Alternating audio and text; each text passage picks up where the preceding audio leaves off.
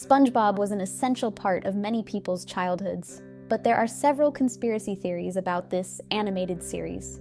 And even though they are just theories, they are quite strange and make a lot of sense. There is one in particular that was supposedly confirmed by an animator who worked on the show. In this video, we will explore the dark truth behind SpongeBob, which may change your view of childhood, along with a bonus theory. You are on the Horse Animated channel, and I am very happy to have you here. This theory is old, and although I couldn't find the original creator, I gathered various opinions to share with you. It is said that SpongeBob SquarePants lives at the bottom of a real nuclear test site, Bikini Atoll, located in the Marshall Islands in the Pacific Ocean, where the United States conducted 23 nuclear tests between 1946 and 1958 during the Cold War. These tests caused significant radiation in the area, leading to its isolation, where no one could have contact with it for about 4 decades. Therefore, all the characters would be victims of deformities and radioactive mutations resulting from the US nuclear tests during the Cold War. Thus, Bikini Bottom would be a representation of Bikini Atoll, explaining the similarity in names. One of the pieces of evidence that strengthens this theory is the presence of various explosions in several episodes, which refer to the historical fact of the nuclear tests. Furthermore, in some episodes, we see all the characters in their true form as marine animals, suggesting that they underwent a mutation. SpongeBob, for example, is inspired by sea sponges, but his design was adjusted to resemble dishwashing sponges to be more appealing to the public. The theory suggests that SpongeBob is actually a dishwashing sponge that was present during the nuclear tests. The discrepancy between the characters' appearance and the animals they represent is also explained, as well as the clothing and costumes, which reflect the fashion of the 1950s, when the nuclear tests occurred. Additionally, there was an interview with a creative promotion department employee at Nickelodeon who chose to remain anonymous, and he provided some information that corroborates the points I mentioned earlier. During the interview, he shared that the theory could be considered accurate by those involved in the production team of the animated series. In one episode, SpongeBob and Patrick are seen in Rock Bottom, an episode from the first season of SpongeBob SquarePants. Here, SpongeBob gets stuck in Rock Bottom, a place inhabited by peculiar beings.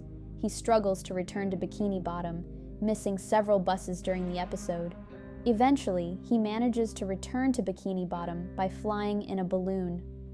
One hypothesis suggests that Rock Bottom is a massive nuclear crater, and the employee believes it is a plausible theory that fits well with the location. It provides an explanation for the peculiar creatures found there.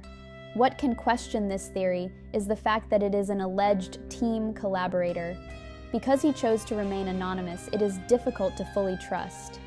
It is worth noting that he himself mentioned that he could not confirm it. This theory isn't exactly macabre, but it's a bit strange.